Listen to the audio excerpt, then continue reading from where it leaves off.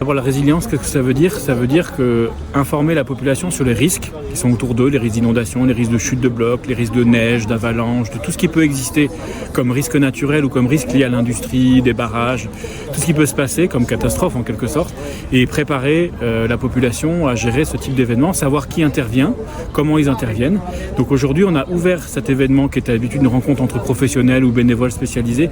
Là, on a ouvert au grand public, on a des démonstrations, on a des engins, on a des choses assez visuels qui permettent de voir ce que c'est, qu'est-ce qu'on ressent quand il y a un séisme, comment on travaille les chiens d'avalanche, comment on travaille les spéléos quand ils vont secourir des gens dans des cavités. C'est bien. On vous voit souvent, vous avez déjà des portes ouvertes. On va leur proposer plein de jeux sur la résilience justement, sur ce thème-là. Les gestes de premier secours, le minimum, le b.a.-ba à avoir pour sauver un minimum quelqu'un, on va dire. On va leur montrer tous les moyens qu'on a également pour les urgences, pour intervenir avec les endroits en collaboration toujours sur les urgences, n'importe lesquelles qu'il peut y avoir en Ariège ou sur le territoire français. Oui, je pense que oui, parce qu'on est sur les Pyrénées, donc pour notre partie, le terrain c'est pareil et les risques sont pareils que chez nous. Et pour notre partie, aujourd'hui, on fait une démonstration de ce qu'on peut offrir à l'Occitanie en ce cas pour vous aider ou pour collaborer ensemble avec notre collègue de Croix-Rouge France.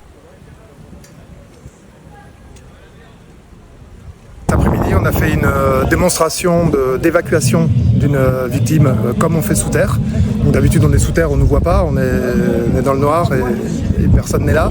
Là, on a voulu le rendre accessible au public, donc en faisant un parcours avec des cordes sur la falaise du Castella et en faisant passer une civière dessus comme si on évacuait une vraie victime. Au niveau national, on a à peu près une trentaine d'interventions par an, voilà, sachant qu'il y en a un tiers, c'est pour des spéléos qui ont eu un accident, un tiers c'est pour des spéléos qu'on ne connaît pas, des spéléos étrangers, des spéléos non fédérés, et un tiers c'est pour des touristes, des randonneurs, des gens qui ne sont absolument pas équipés pour faire de la spéléo. Donc dans la partie civile, c'est uniquement ce que je vais pouvoir vous parler parce qu'il y en a en gendarmerie et en pompier. En tant que maître chien opérationnel, c'est-à-dire qu'ils sont sur place sur des stations de ski, on a un maître chien au Mont-d'Olme, un maître chien à Sceaux, moi-même, et un maître chien à Axe, ancien maître chien à Axe, pardon. On est en train d'en former un nouveau sur la station d'Axe, qui est pour l'instant en pré-formation, donc qui va, s'il le réussit, passer ses examens. Et ben voilà, il faudrait en former un petit peu plus pour avoir une rapidité d'intervention sur le terrain plus efficace.